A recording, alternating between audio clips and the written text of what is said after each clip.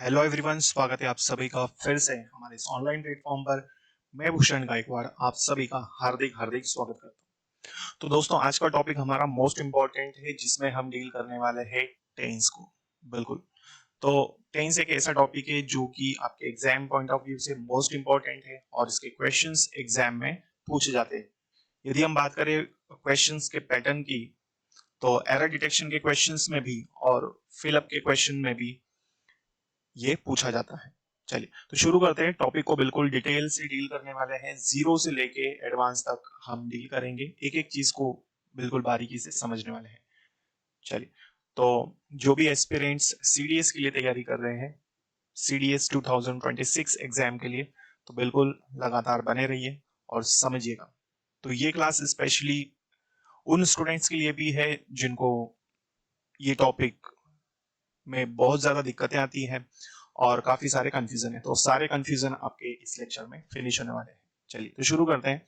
और जैसे कि मैं आपको बता चुका हूं कि जीरो से लेकर एडवांस तक हम पढ़ेंगे, सारी चीजें एक एक करके डील करने वाले हैं।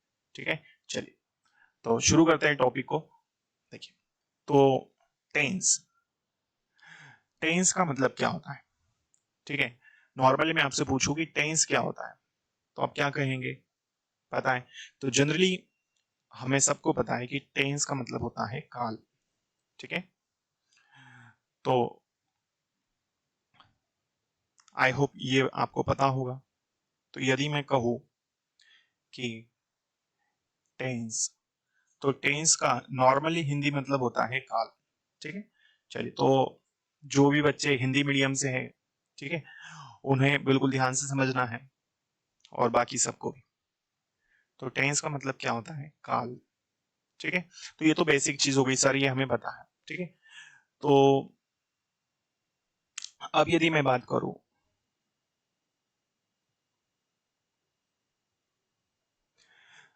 तो पहली चीज तो हमने समझी कि टेंस मतलब क्या होता है? काल होता है।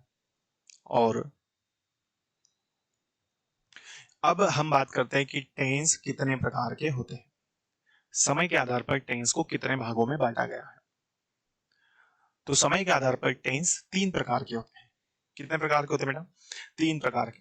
तो इसे याद रखना है, बहुत बेसिक क्वेश्चन है और हमारे सारे कॉन्सेप्ट क्लियर होने चाहिए।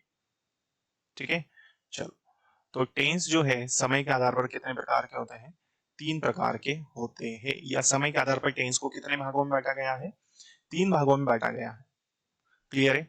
तो पहला टेंस होगा प्रेजेंट टेंस, दूसरा होता है पास्ट टेंस और थर्ड होगा हमारा फ्यूचर टेंस।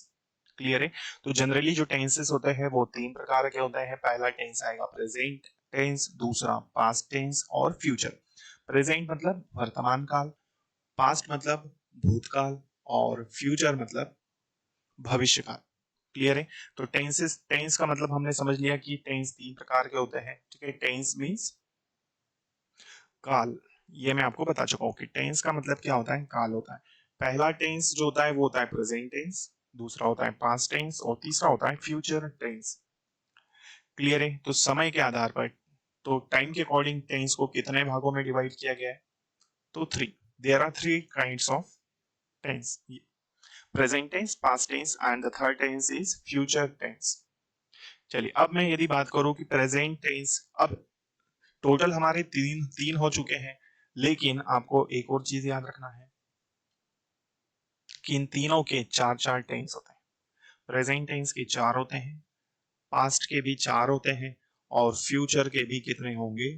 चार टेंस होंगे। तो टेंस जनरली तीन प्रकार के होते हैं, लेकिन इन तीनों के ही अपने खुद के चार चार पार्ट्स होते हैं।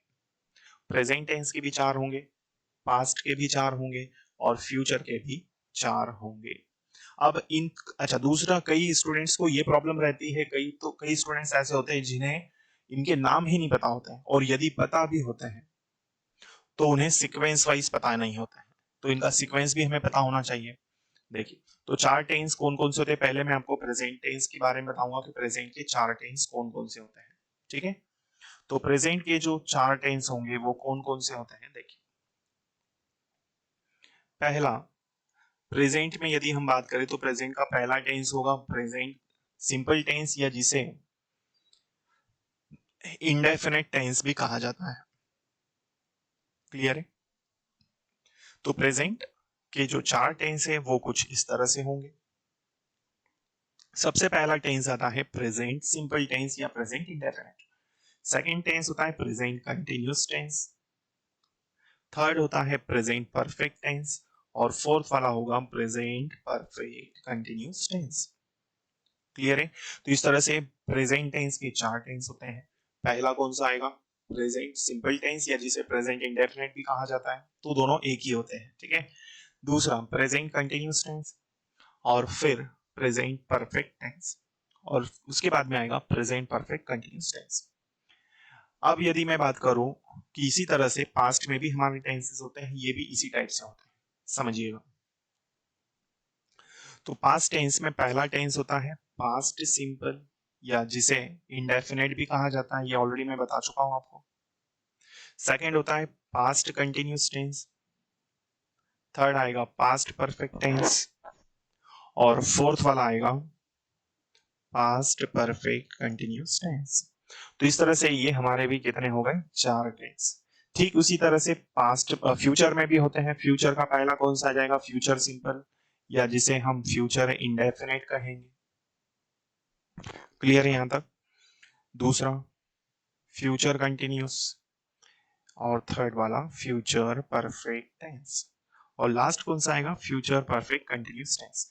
तो इसी तरह से फ्यूचर के भी कितने हो जाएंगे? टोटल 4 टेंस होंगे। तो प्रेजेंट टेंस के 4 टेंस, पास्ट के 4 और फ्यूचर के भी 4। तो इस तरह से टोटल यदि हम बात करें तो कितने हो गए? तो भाई ये हो गए टोटल 12। 4 4 और 4। क्लियर है? तो टाइम के अकॉर्डिंग जो टेंस होंगे वो कितने प्रकार के होंगे? 3 प्रकार के होते हैं। इन तीनों के ही 4 4 होता है। ठीक है? तो टोटल मिला के यदि हम देखिए तो टोटल टेंसेस कितने होंगे? 12।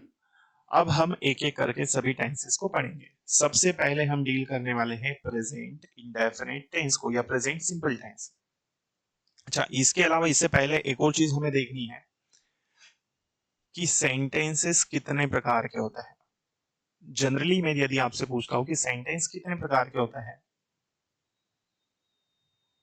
ठीक है, तो सेंटेंस कितने प्रकार के होते हैं ये हमें पहले समझना है। तो देखिए, तो मैं बात कर रहा हूं कि सेंटेंस कितने प्रकार के होते हैं।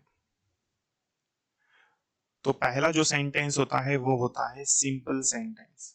कौन सा होता है? सिंपल या जिसे आप अफर्मेटिव के नाम से भी जानते होंगे, अफर्मेटिव। सेकंड होता है नेगेटिव और थर्ड वाला सेंटेंस होता है इंट्रोगेटिव। और उसके बाद में फोर्थ आएगा हमारा इंट्रोगेटिव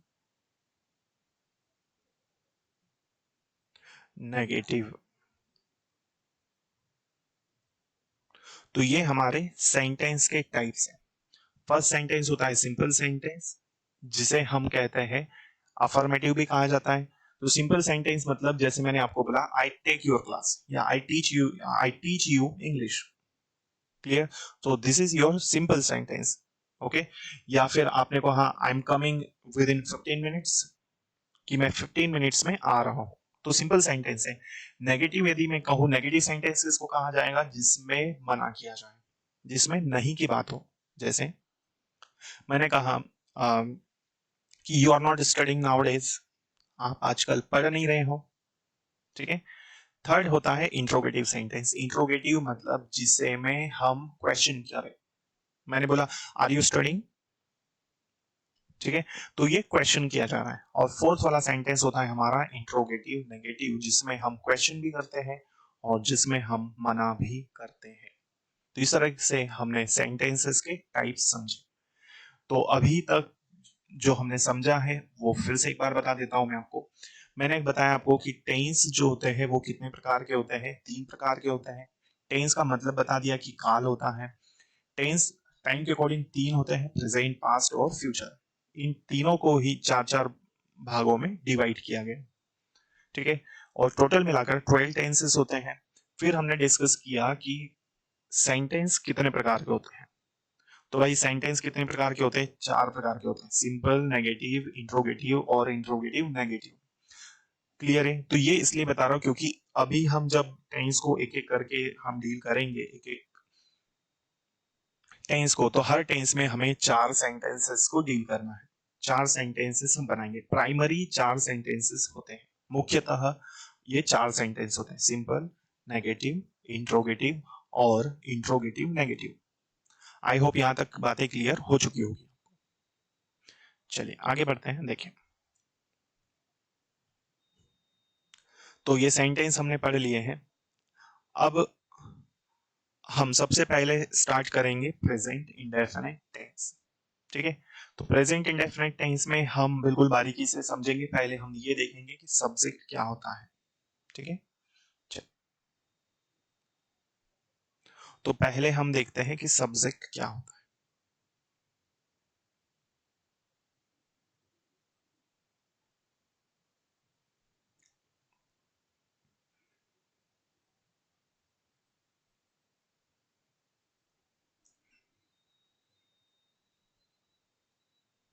चलो, तो मैं यदि पूछता हूं आपसे कि सब्जेक्ट क्या है, ये बताइए, तो क्या होगा सब्जेक्ट? ठीक है, बहुत बेसिक क्वेश्चन है, और जैसे कि मैं आपको बता चुका हूँ, बिल्कुल जीरो से लेकर एडवांस तक की क्लास आपकी होने वाली है, तो बिल्कुल लगातार बने रहिएगा। लगातार क्लासेस सीडीएस के लिए आपकी इस प्लेटफॉर्म पर होने वाली है। आइए, तो मैं बात कर रहा हूँ सब्जेक्ट क्या होता है। तो भाई सब्जेक्ट को यदि हम देखें, समझे, तो जनरली सब्जेक्ट, सब्जेक्ट का मतलब आप बोलोगे सर सब्जेक्ट में कौन सी बड़ी बात है, सब्जेक्ट होता है कर्ता। बिल्कुल सही बात है। ठीक है, और सब्जेक्ट यदि मैं कहूं कि सब्जेक्ट की डेफिनेशन क्या है, तो यहां पर बोला जाएगा जो काम को करता है, जो काम को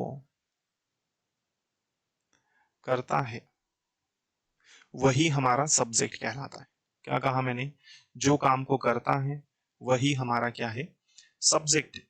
ठीक, तो सब्जेक्ट मतलब करता होता है, लेकिन यदि पूछा जाए सब्जेक्ट डेफिनेशन क्या है, कैसे पता करेंगे भाई ये सब्जेक्ट है, तो जो काम को करेगा वही हमारा क्या कहलाएगा, सब्जेक्ट। जैसे मैंने बोला आई टीच इंग्लिश, तो कौन पढ़ाता है, मैं पढ़ाता हूं, तो आई टीच इंग्लिश, तो मैं यहां पर क्या हो जाएगा, सब्जेक्ट। मैंने बोला यू गो टू स्कूल, ठीक है, यू गो टू स्कूल, या यू गो टू टेम्पल।